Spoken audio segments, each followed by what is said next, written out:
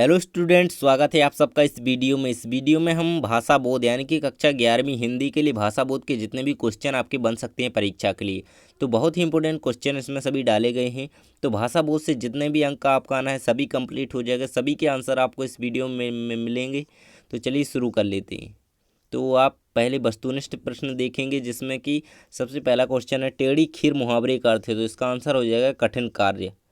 अगला है श्रृंगार रस का स्थायी भाव है, तो इसका आंसर हो जाएगा रति। जिन जिन के मैं आंसर आपको प्रोवाइड करा पाऊंगा तो उनके आंसर आप देख लेंगे, और जिनका आंसर मैं नहीं बताऊंगा उनका आंसर आप कहीं से ढूंढ लेंगे। सोहन अगले वर्ष भोपाल गया था, मैं अशुद्धि है, तो इसका आंसर क्लियर नहीं है, तो आप लोग इसका आंसर ढूंढ लेंगे। जिसको भी पता है तो वो कमेंट में बता सकता है। ईद का चांद मुहावरे का अर्थ है बहुत दिनों में मिलना, बहुत दिनों बाद मिलना। कब इत्री शब्द की शुद्ध वर्तनी है, तो वो हो जाएगा कब इत्री। ये दा वाला सही हो जाएगा यहाँ पे आपका। याद रखना है आपको, मोस्ट इम्पोर्टेंट है, ये पूछा गया है कई बार। अब रिक्त स्थान देख लेते हैं जो कि आपके भाषा बोध से बन सकते हैं। तो लोक प्लस उक्ति से खालिस्तान शब्द की उत्पत्ति होती है, तो लोकोक्ति। क्या मोहन भोपाल जाएगा, तो क्वेश्चन मार्क यहाँ पे लगेगा। माधुर्यता का शुद्ध शब्द है, तो वो है माधुर्य। देखिए आगे देख लेते हैं। वाक्य के अंत में खालिस्तान लगाया जाता है, तो वो लगाया जाता है विराम चिन्ह। सब धन 22 पसेरी मुहावरे का अर्थ इसका भी क्लियर नहीं है, तो इसका आप कहीं से देख लेंगे। यह गौतम और गांधी का देश है, तो इस प्रकार से इनके आंसर हो जाते हैं। सत्य असत्य चुनकर लिखिए, तो यहाँ पे सब जिनके भी आंसर दिए गए हैं वो आप देख लेंगे। लोकोक्ति को कहावत भी कहा जाता है, आपका दर्शन हुआ शुद्ध वाक्य। यहाँ पे सभी के आंसर दिए गए हैं, तो आप इनके आंसर देखते जाएंगे। देखिए अब हम देख लेते हैं सही जोड़ी, तो यहाँ पे सभी के आंसर मैंने लगा दिए हैं। रात दिन द्वंद्व समास का उदाहरण है, तो ये पहले का ही हो जाएगा। दूसरा वाला ये पहले का हो जाएगा। तीन तेरह होना, तो ये है बिखर जाना। एकमात्र सहारा के लिए अंधे की लाठी, वह कहाँ जा रहा है, तो इसमें प्रश्नवाचक चिन्ह आएगा, तो यहाँ पे ये चौथी वाले का सही हो जाएगा। पौन का तत्सम है, तो पवन पवन, तो इस प्रकार से इसका ये सही हो जाएगा। तो आपको ये सभी याद कर लेने हैं इसी प्रकार से, और भी इनके आसपास के देख लेने हैं, यानी कि द्वंद्व समास के और उदाहरण भी आपको देख लेने हैं।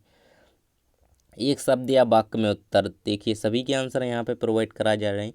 जो वेतन लेकर काम करता है तो उसे वैतनिक कहते हैं, और जो बिना वेतन लिए काम करता है ऐसा पूछा जाए तो उसे आपको अवैतनिक करना है ना। तो इस प्रकार से आपको इन्हें भी याद रखना है सभी को। देखिए मुझे केवल मात्र 5 रुपये चाहिए, वाक्य को शुद्ध करके लिखिए। तो यहाँ पे देखिए केवल मात्र, दो दो शब्द एक ही अर्थ होता है इनका, तो यहाँ पर आप यहाँ पे केवल यूज करेंगे या फिर मात्र, तो ये कोई इनमें से हटा देंगे। जैसे मैं यहाँ पे केवल को हटा देता हूँ, तो मुझे मात्र 5 रुपये चाहिए, तो ये आपका शुद्ध वाक्य हो जाएगा। अगला है आपका मोहन को गर्म भैंस का दूध पिलाओ, तो भैया गर्म भैंस कहाँ से लाएंगे, तो मोहन को भैंस का, यहाँ पे गर्म को यहाँ पे कर देंगे हम, भैंस का गर्म दूध पिलाओ, का के बाद गर्म करेंगे। भैंस को, मोहन को भैंस का गर्म दूध पिलाओ, तो इस प्रकार से ये सही हो जाएगा। अब देख लें, जो कम बोलता हो उसे अल्पभाषी कहती हैं, और यदि ऐसा पूछा जाए कि जो अधिक बोलता हो उसे बाचाल कहती हैं। और परिश्रम करने वाला परिश्रमी या मेहनती, इसके लिए एक शब्द यही हो जाएगा। व्यवसाय से संबंधित शब्दांश के लिए एक शब्द लिखे, तो व्यवसायिक। जिसे क्षमा न किया जा सके अक्षम्य। जो समाज की सेवा करता हो उसे हम समाज सेवी या समाज सेवक कह सकते हैं। तो इनके आंसर हो जाते हैं। आगे देख लेते हैं हम क्वेश्चन। तो देखिए सब निम्नलिखित वाक्यों को शुद्ध कीजिए, तो यहाँ पे जो वाक्य दिए गए हैं, कृपया शीघ्र पत्र देने की कृपया करें, तो यहाँ पे कृपया इसमें नहीं लगाना है, इसकी आवश्यकता नहीं है। शीघ्र पत्र देने की कृपा करें। श्री कृष्ण के अनेकों नाम हैं, श्री कृष्ण के अनेक नाम हैं, तो अनेकों की जगह हम अनेक यूज कर सकते हैं। तो यदि अभी तक वीडियो को लाइक, और जो चैनल पर नए हैं जो भी बच्चे, तो जल्दी से सब्सक्राइब कर लीजिए, क्योंकि यहाँ पे आपकी परीक्षा तक, सभी परीक्षाओं के लिए यहाँ पे इंपोर्टेंट क्वेश्चन इसी प्रकार से मिलते रहेंगे और अच्छी तैयारी कराई जाएगी। अल्प विराम किसे कहते हैं, इसका प्रयोग कहाँ होता है, उदाहरण देकर समझाइए। निम्नलिखित मुहावरों का अर्थ लिखकर वाक्य में प्रयोग कीजिए, तो इनके आप देख लेंगे। चलिए इसका आंसर देख लेते हैं हम, अल्प विराम। तो देखिए यहाँ पे अल्प विराम का यहाँ पे आंसर दिया गया है। इसका प्रयोग कहाँ होता है, तो देखिए अल्पविराम इसका प्रयोग कहाँ होता है, उदाहरण देकर समझाइए। ऐसा आपका क्वेश्चन वहाँ भी पूछ रहा है। अल्पविराम एक विराम चिन्ह है जिसका प्रयोग बहुत थोड़ी देर रुकने के संकेत के लिए होता है, जैसे शिवाजी महाराणा प्रताप हमारे आदर्श पुरुष हैं। तो इस प्रकार से इसका आंसर हो जाएगा। अगला देख लेते हैं हम। आगे आपके क्वेश्चन हैं, देखिए इनके आंसर नहीं है इसमें। मैं अपनी बात का स्पष्टीकरण करने के लिए तैयार हूँ। अशुद्ध वाक्यों को शुद्ध करके लिखना है। आप इनके आंसर कहीं से देख लेंगे। निम्नलिखित कहावतों का अर्थ लिखकर वाक्यों में प्रयोग कीजिए। इनके आंसर देख लेंगे। कुछ के आंसर हैं, देखिए जैसे भाव विस्तार हैं यहाँ पे, तो इनके आंसर मैं आपको आगे प्रोवाइड करा दूंगा। देखिए सभी के आंसर इसमें आगे दिए गए हैं और इसका भी आंसर आपको मिल जाएगा। तो चलिए पहले देख लेते हैं हम। साहसपूर्ण आनंद की उमंग का नाम उत्साह है, तो इसका हम भाव विस्तार देख लेते हैं। तो यहाँ पे बहुत ही इंपॉर्टेंट है, सभी दिए गए हैं, आपको सभी के आंसर याद कर लेना है। देखिए इसका भाव विस्तार यहाँ पे इतनी ही सरलता से किया गया है, आप पूरा से एक बार देख लेंगे। साहसपूर्ण आनंद की उमंग का नाम उत्साह है, इसका भाव विस्तार यहाँ पे देखिए दिया गया है, सरल शब्दों में है। और जो आगे बैर क्रोध का अचार या मुरब्बा है, देखिए यहाँ पे आपका दिया गया था, ये वाला आप देख लेंगे। बैर क्रोध का अचार या मुरब्बा है, इसका हम ये भाव विस्तार आगे देख रहे हैं। और फिर इस बैर के बाद, बैर क्रोध के बाद जननी जन्मभूमि स्वर्ग से भी श्रेष्ठ है, इसका भी आगे देखेंगे।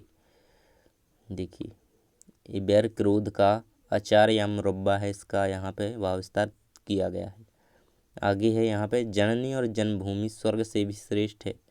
देखिए इस प्रकार से आप इसका पूरा भाव विस्तार पढ़ लेंगे और याद कर लेंगे, क्योंकि परीक्षा में कोई भी पूछा जा सकता है। आगे क्वेश्चन है आपके, निम्नलिखित का अर्थ बताते हुए अपने वाक्यों में प्रयोग कीजिए। तो यहाँ पे आपको जी यहाँ पे दिए गए हैं, इनका अर्थ बताना है आपको और वाक्यों में प्रयोग करना है इन मुहावरों का। विराम चिन्ह लगाइए। यहाँ पे आपको एक पंक्ति दी गई है, इसमें पूरे वाक्य में आपको विराम चिन्ह जहाँ यूज होगा वहाँ उसका यूज करना है।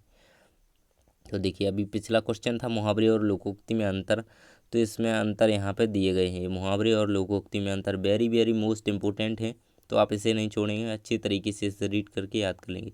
तो सभी भाषा बोध से जो इम्पोर्टेंट क्वेश्चन आपके बनते थे हमने प्रोवाइड करा दिए हैं। और चैनल पर नए हैं तो सब्सक्राइब करके बेल आइकन को प्रेस कर लीजिए। और भी सब्जेक्ट के इम्पोर्टेंट क्वेश्चन यहाँ अपलोड कर दिए गए हैं, और जिनके नहीं हुए हैं तो जल्द ही अपलोड कराए जाएंगे, है ना। तो आप चैनल को सब्सक्राइब करके रखिए। थैंक्स फॉर वॉचिंग, मिलते हैं अगले वीडियो में।